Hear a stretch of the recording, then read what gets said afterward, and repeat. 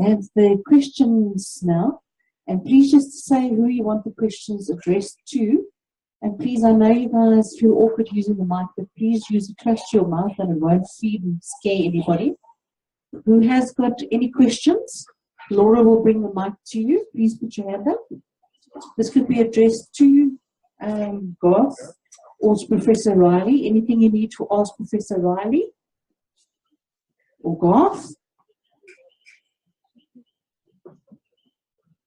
Garth, I wanted to know, when are you going to start with the workshops? Answering that question is how do we move forward? The reality is that we need to get to a stage where we have a mandate.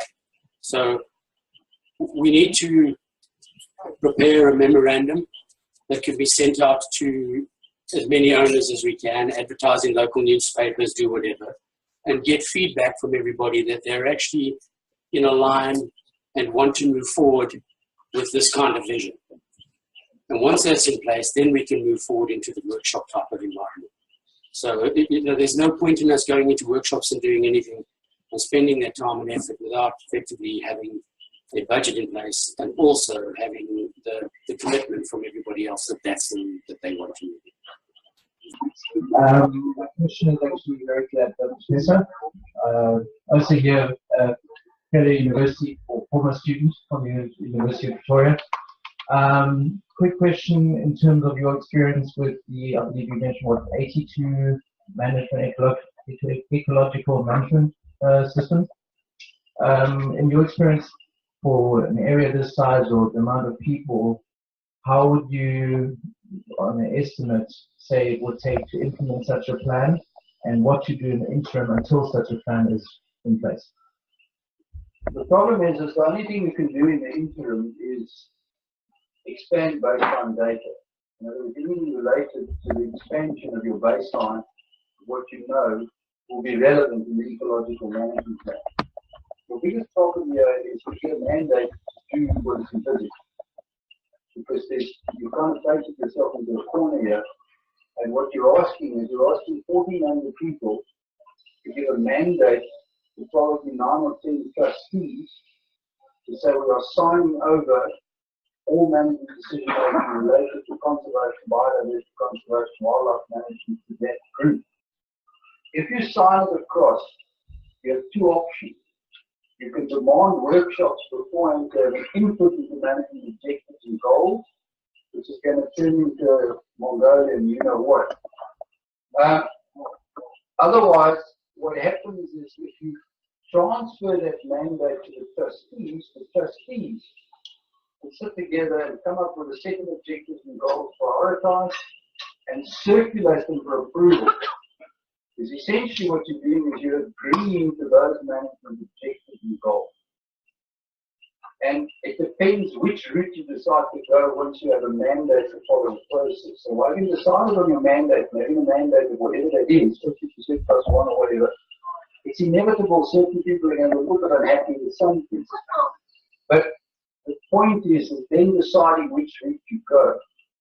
And what you're doing is you're assigning the responsibility to the trustees. What we have had in some of the other trusts is if you're unhappy about anything, you have an option to appear at the trust meeting. Everybody has that option. To appear at the trust meeting, so listen, I've got a problem with this, what about this, what about that? And to demand an answer in writing from the trust. You can also build into the trust that there's a rotation of trust members. In other words, what would happen then is you can, on a rotational basis, say every 2 years or every 4 years, 2 members of the trust will drop off and there'll be 2 new trustees appointed, in which case you have every right to make sure that you lobby whether there is an issue that you have to get yourself onto the trust to make yourself heard. Because these trust meetings, and I'm a trustee of several organizations, that we get extremely heated because of the legal implications of carrying this responsibility. So yes, you have your options which way you go, but the most important thing in the meantime, as I say, is the mandate. This is whether you go with an alternative model based on what God has suggested. Once you have that mandate, that decision can be made. You're either going to go the dirty route of having meetings with everybody and deciding on management objectives, or you're going to assign that task to the trustees, and so the trustees will come up with a set of generic management objectives and goals which everybody can agree to. Because very often it's semantics, it's about how you word it, and the most important thing is the prioritization. And as far as I'm concerned, it's fairly clear cut that you have a management objective related to the maintenance of this vegetation unit. And the problem with that is you're a little bit behind the black ball for 40 years of overgrazing, my suspicion would be. So you need some redress actions related to that. Attached to that vegetation is the removal of alien invasive plants. There's many, I saw today, from prickly pear to cream of the night to jointed cactus to sisal, and Rolf Culver provided a fantastic list and control measures in the report for people. So you have it, you know it needs to be done. Then, if you look at the other one strategically, is the expansion of land. In other words, there must be a list drawn up of available lands on the boundaries and potentially what the parcels would be and stuff like that, because that is a priority. With that, one of the goals would be to investigate the contractual farm issue with the movement of the rescue fence from here to the southern end of Line Approach. That will entail removing the rhinos. There's a problem with the rhinos. With that is the attached security issues. One of your clear problems is your main route I drove today. You've got 1,000 people walking on the main road. They've got to have designated bus stops. The bus, they must be left at the gate, and a bus internally will pick them up and take them along the main road. You can't have everybody driving to you. I mean, that's the clear. I hope I've answered it. No, you have that. Just one last thing regarding the if you have a board of trustees, in your experience, that has happened in previous systems. Roughly how long did it take them to implement such a ecological management system when a board of trustees was set up? Once you have the objectives and the goals, it becomes fairly easy. You have to go off a management plan. That management plan then looks at each goal and what is required to achieve that goal. Now, the dilemma always is that without any information, you have to make decisions. In other words, if a fire comes through here, we have to stop it. We can't run and look for the management plan and say, well, we don't have it, what should we do? So a lot of things are common sense or logic. But you're going to capture all of that stuff into your management plan, and your management plan is subject to a review. Every 2 years or so, prove it every 5 years because it's enormous. But every 2 years, you're going to review the management plan, and you have objectives and goals that fall away, or you change the prioritization as things are done. But the key to the whole issue is having a highly qualified manager, like I said, somebody who can enforce all of these things here. And that's the problem. At the moment, even though you have a ranger force here, you lack leadership in that ranger force. And those field rangers need to be retrained. Those that we have, or the new ones you're going to employ, have to go to the Southern African Wildlife College and be trained as field rangers. And unfortunately, whether we like it or not, conservation and game ranging is a paramilitary business. These guys, they appear every morning in front of the office, they're standing in line, their rifles are clean, their boots are clean, and it comes back to the discipline of the ranger. You can't have people do whatever they want. And they're assigned. Some people are off on leave, one's on gate duty, 2 are patrolling the things today. But you need a guy pulling all those strings, someone with experience and qualifications. The same as burning. The places here, we've got moribund vegetation that will benefit from a burn. But you first got to put the fire breaks in June before you do a burn. And you've got to decide when you're going to do those burns on rotation. You've got to warn people. You've got to speak to the local fire people because it's an area-based thing, and according to law, you have to report when you're going to burn, and you have to go to those meetings of the local fire committee. So there's a lot of things involved in the day-to-day manager's job, which at the moment, even though you have someone from the municipality, all these things are not being followed through. All right, thank you very much. Appreciate it. Yeah. Thank you.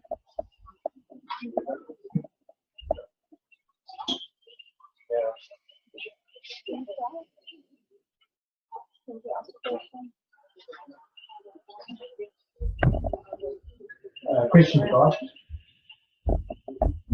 Assuming you get the moratorium to go ahead with this proposal, is there any obligation to the municipality to buy into it? You said earlier on that some of them are benefiting from our rates. should they? Well, I agree with you. I mean, there's like everything else, there's negotiation. Once we've got an agreement to move forward, there are examples of how it can be put in place. There's a SRA being put in place in elsewhere at the moment. I think if there's more positive for the municipality to move this route than actually fight it. I mean, they're under continual pressure about gate security and all sorts of other stuff here at Marltoh. And it would be better for them to be able to work together. And so from an optimistic perspective, I think it would be better. There would be less pushback. If there are guys that are benefiting from the use of Marltoh, I'm sure that there will be pushback from them. But if we did move this route, there would be significant support from various other entities as well. Through the park, I'm sure would be significant support for the staff initiative that shows that we have a structured management plan in place. So it's not that we agree on it and it's going to just happen. There's work involved. The first phases of actually putting in place a trust document, I've done a significant amount of work working forward so that we've got a draft document so that we can present that to the Marltoh owners and we can get comment on that and we can move forward. Moving forward in negotiations and discussions with the municipality, that has to happen. But it's happened before and there was significant support from their side to move down that route. Federal documents signed to transfer lines straight back to Marltoh. 80% of the rates and taxes is going to be paid over to what wasn't public and essentially putting on company at the time. So there's an appetite to move that way. And I do believe that it can be. Sorry, I was a bit of a dodgy way. Directly answer. It's a difficult question. I mean, I'm not sure what the appetite is or how they can be pressurized. I don't see any legal pressure. It's only the pressure, I think. You know, at the end of the day, the municipality is only contracted, only obliged to provide the basic service. At the moment, because nobody else is doing it, they've taken over the levies and are managing that on our behalf. So to start with those steps, you know, there's ways to do it.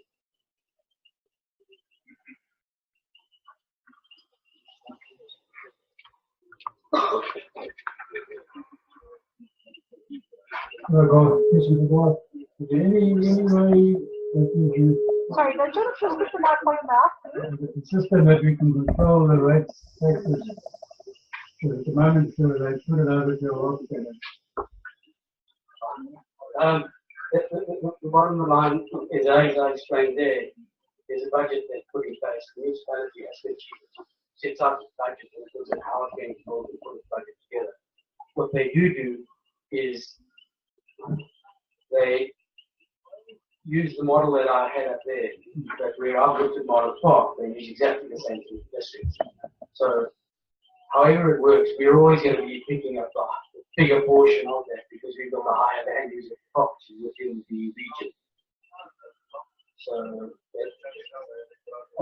it's the control of the municipality. We should be rated on the services that provide. I think we rated on the value of Well, I can't answer that. Just, I mean, I'd like to have a quick into this. That's the kind of thing that the professor knows about Chicago and Mexico all over the world. They've all gone the same way as these places. It's practically all this problem. And the way they operate in the moment is completely bankrupting cities all over the world. Sorry, if I may help go out here, I'm not a financial person, but the one thing that you have is that if you allow them to continue the way they're going, they're going to make you insolvent as well.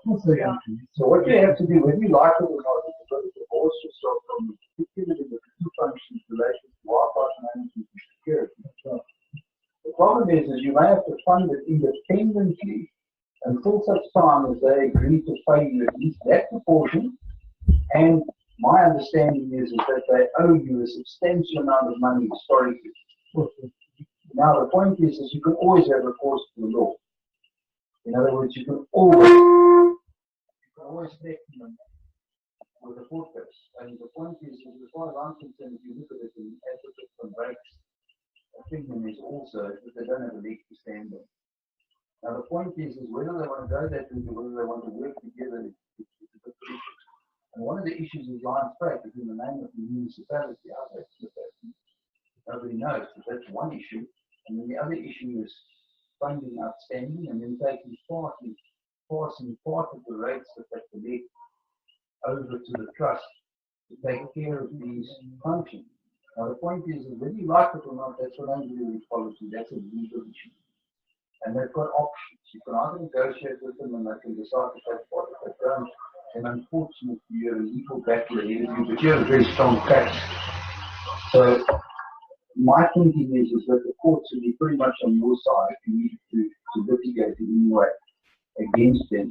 And they would be very wise to work along, because in essence you're value adding and you're taking some control from them. Your resistance you're going to find from the municipality is that there's probably individuals within the municipality that are benefiting from what's going on legally or illegally within Marltoh. But you're going to have to somehow divorce yourself from them, and that may mean in the short term paying an extra amount to make sure that you can divorce yourself from them.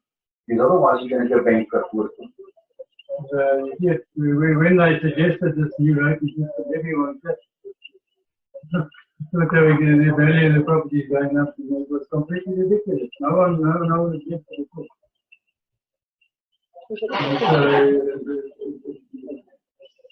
You can go and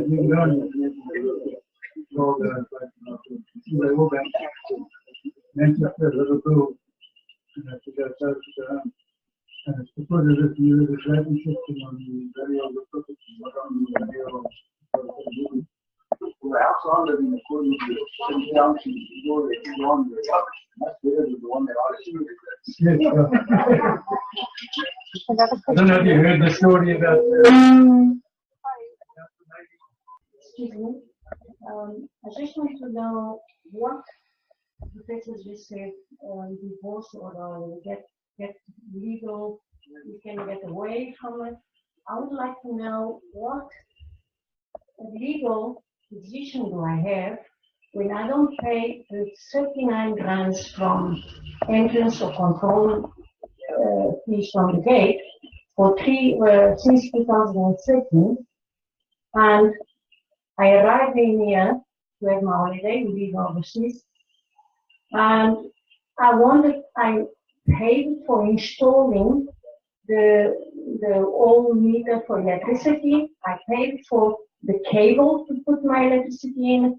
I pay as what we call it, pay as you go electricity, and municipality has the rights to block me to buy electricity with my car. I think this is out of my league. Okay, I'm sorry. I just leave that now. I'm just saying, what rights does municipality has to block me to buy like a mobile card or your telephone, you buy airtime and you use it. It sends me electricity. I pay for the equipment. Municipality did not pay for the equipment that I put in my house. I paid everything, installation, all the things. And just because since I think it was 2013, I did not pay. I had to pay 2,200 so that I could buy vouchers to leave electricity in my house when I used to go overseas. You know, I'm of Irish extraction. I'll send them a letter box. Okay, I just want to make Sadly, I mean, we've experienced. I touched on the issue in terms of if you put levies in place and you've got rates in place. The municipality has an obligation to actually recover those levies from everybody. And because you didn't pay them, you're actually discovering the backside of it. I mean, I don't know your. Can I interrupt you? Sure. I'm sorry. So, yeah.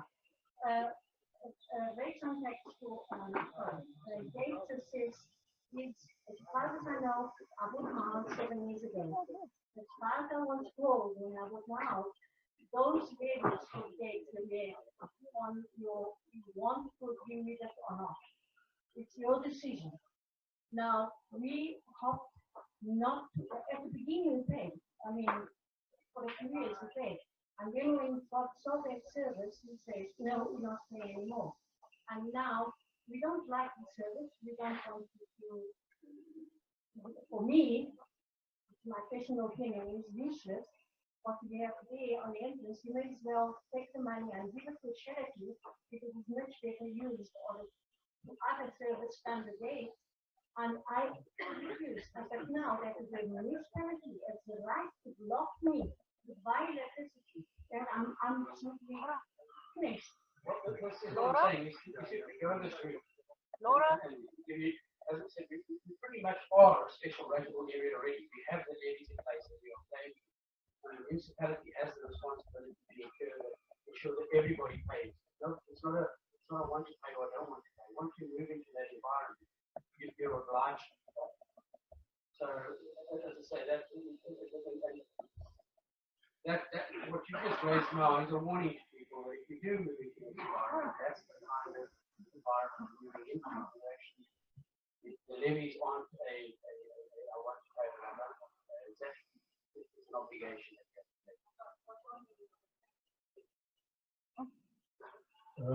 Mijn vraag is nie 'n vraag nie. Ek wil dankie sê vir die twee mense vir hulle insette. My vraag gaan aan ons eienaars. Gaan ons huis toe gaan?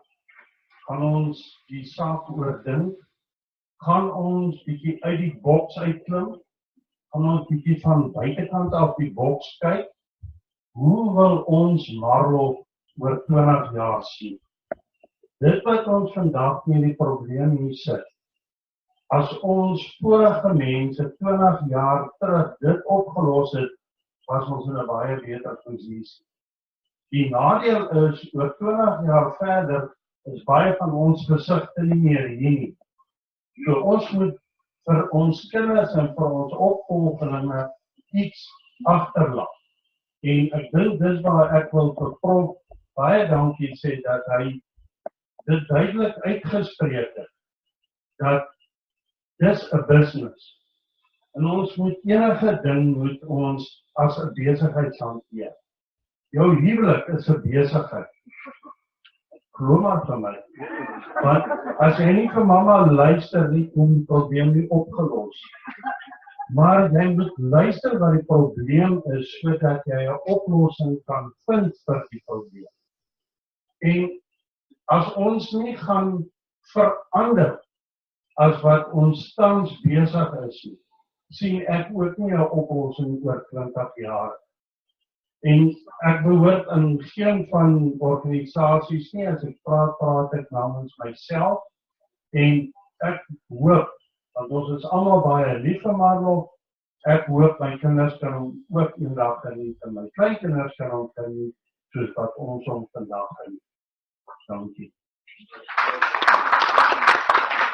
Sorry, I'm interested in Jerry's going to have a question. Just before everybody runs away, I just want to just take this opportunity, because I think it's a slip call, just to say thank you very much to Andre for allowing us to have the venue and allowing us to have this meeting out. Thank you, Andre, for all your hard work. This man sweated, carrying all the chairs and everything around for us. He was on his knees taking records. Thank you so much, Andre, for having us at this venue. And once again, thank you to Professor Riley for coming out all the way, spending the day with me today. I appreciate it. And then, yes, and just a thank you to my hubby that provided the sound. Okay, then, Derek.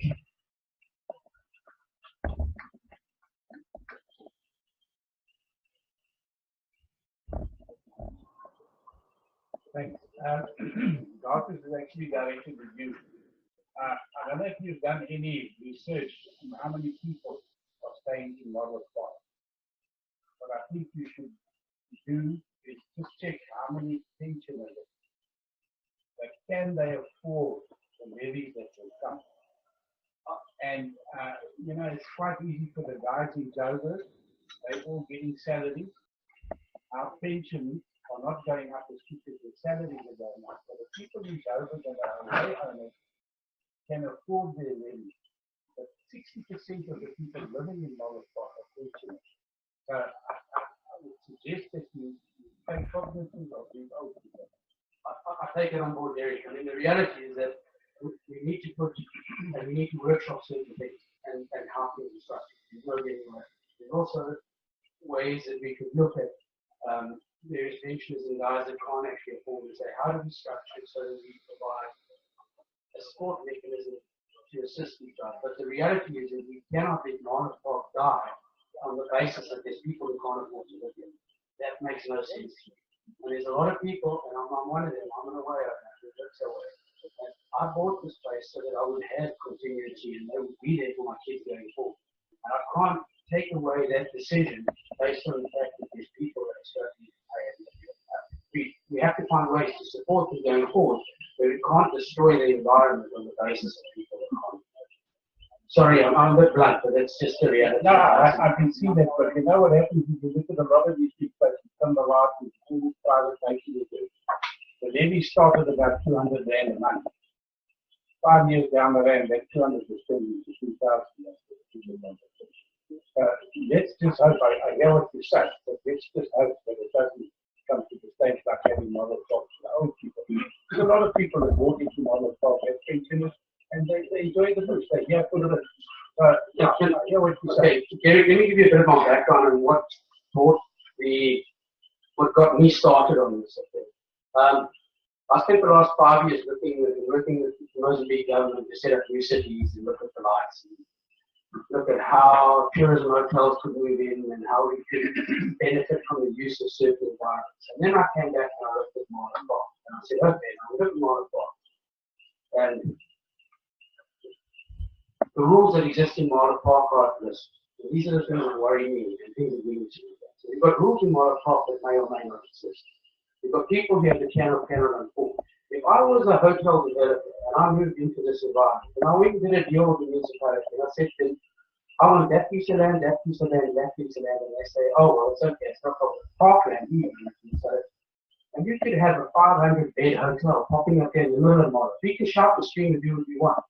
But if we're not managing it, and we don't have strategy, there's guys sitting across there that will make a lot of money, and they keep moving to Marltoh, and stuff could happen here that will scare us.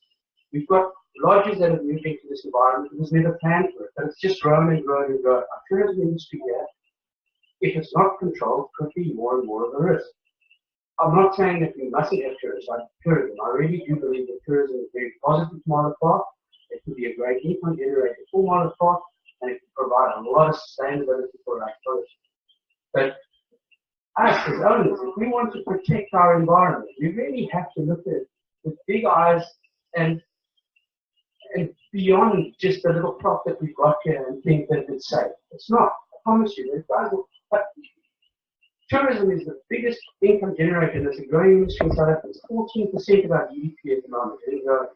Environments like Marltoh are ripe for the picking for an international tourism operator who wants to move into this environment. So we have to be preparing ourselves and saying, how do we protect ourselves from an attack by? Sorry, that gives a bit of a background of where I'm coming from. Are you here on the meeting? Yes. I'll give you a teacher because if I can't do one, I will very clear.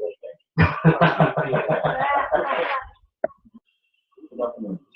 Good evening. So first, thank you very much for the presentation. It's a plan that I appreciate very much. Actually, it's one of the best things I heard from Marltoh in a long time. And there's a lot of activities I've seen here and a lot of work hearing and a lot of nice things. But I believe that this plan, I'm very positive for that.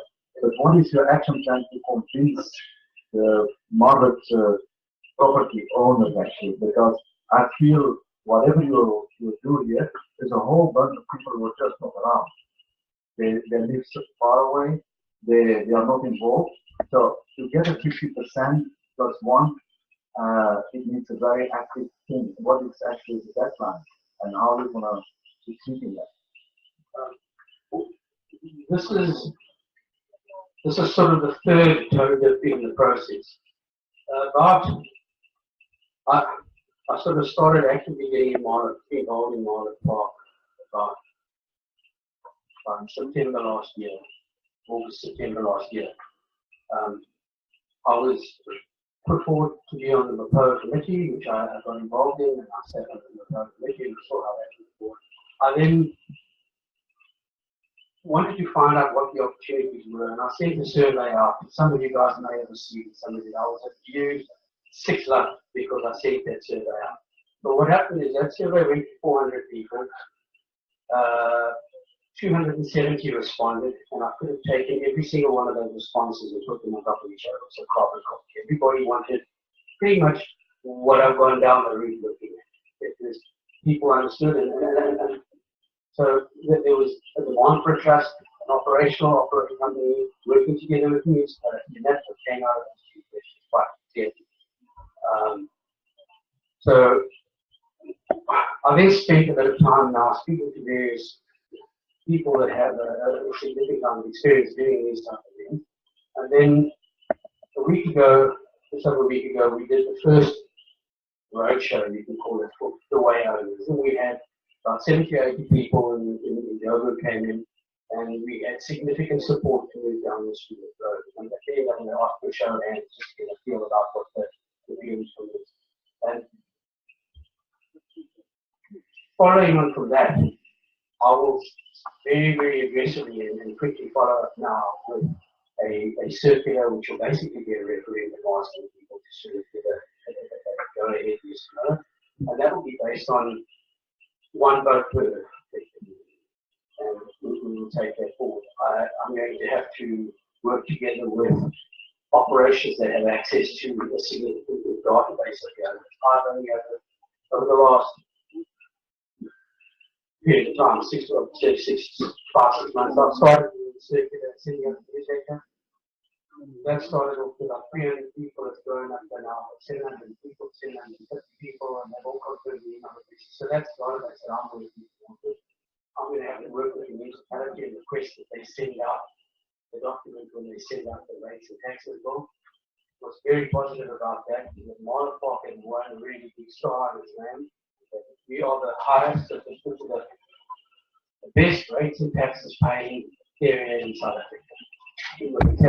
Rates and taxes return is sitting at 98%. So this is about all of our rates and taxes are paid. So the chances are I'll get a reasonable response. About 40% of people still receive their bills by post, so rather than sent by post and keep that. We also have to do advertising in local newspapers, have done Germany, that kind of stuff. But there is a strategy that I'm working on to ensure that we can chase out the structured support. But it's really based on, before I move forward to the next stage, it's getting the feedback from everybody in an environment like this. The fact that so many people have actually appeared, I know earlier that 50 meetings and we had many people that a significant amount. So, I must say thank you very much.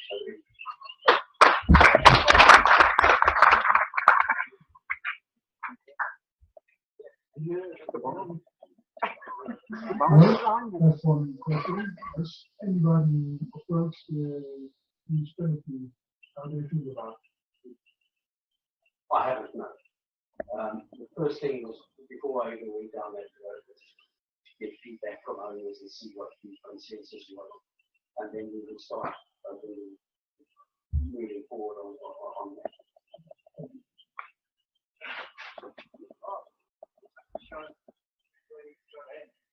Yes, can I get a show of hands of everybody if you would be interested in pursuing or going down the route that we've sort of touched on tonight and giving an overview of.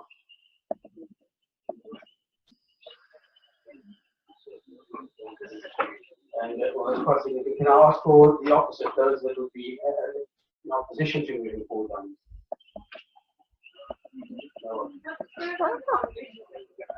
No, absolutely. I mean, that's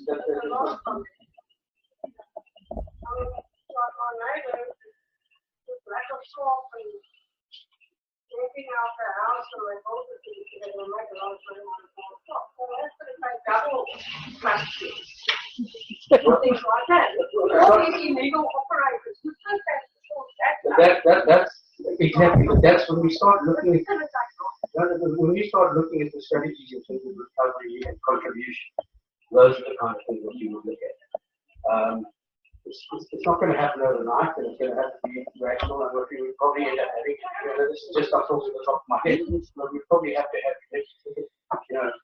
tourism is significantly involved in Marltoh, and there's already a group that put together and are looking at how to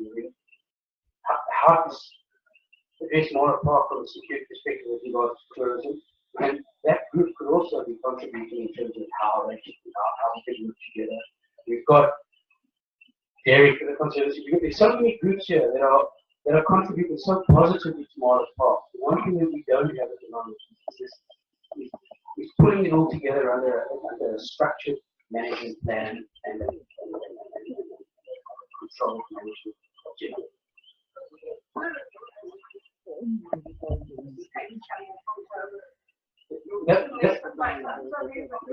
My opinion is that the second we control and sort out gates 1 and gates 2, and we manage the access of people into and out of Marltoh, and you will start to control a significant amount of that. Because you'll know exactly who's where.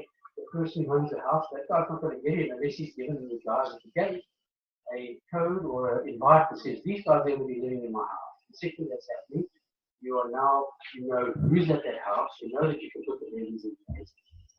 So you can already start, it's setting up the process, and it starts, honestly, all of it starts with gate 1 and gate 2, putting the right kind of control structures, the right kind of management structures, and then the ecology stuff, that's very important, and that happens in parallel.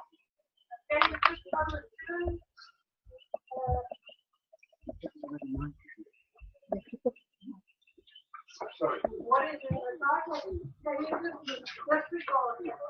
No, I mean, but this is one of the problems that we have at the moment, because we all want to cherry pick what we all want to cherry pick what we're going to accept and not accept within the party at the moment.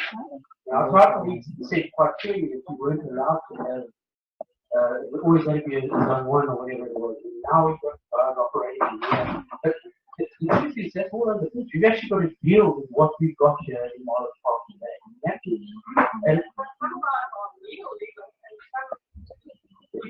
And what happens is, once we put a structure in place that is accountable to people in Marltoh, it means that those people have a job to do to make sure that stuff starts to be cleaned up, sorted out, and forcing municipalities to do things that they have to do. And our managers that are dealing in the top-up services have to ensure that they're delivering and they're managing. A lot of the town planning stuff fall under that. Sorry. Let's hope Cyril gets it right. Professor, once the gate security has been sorted out in the management plan, how long will it take for us to become a protected area? It depends on the nature of the protected area. If you want to go there and swim along the route in a protected environment, then it happens very quickly. If you want to be a contractual national park, that's different, because you've got two options there. You sit with the swim along the provincial option, and you sit with the contractual park option, national park. I would go the high route to the national park, so the primary biodiversity managers. The problem is you're going to have to have a ducks in a row before you approach national parks, because there's very little limit to them. Marltoh Park being on the other side of the river here, there's not a hell of a lot limit to national parks. But there is a bit of a drive to have contractual parks, but the problem is security. The rhino folks have gone through the roof, and they need absolute security. In other words, your gate has to be every bit as good as any entrance between the national parks. Now,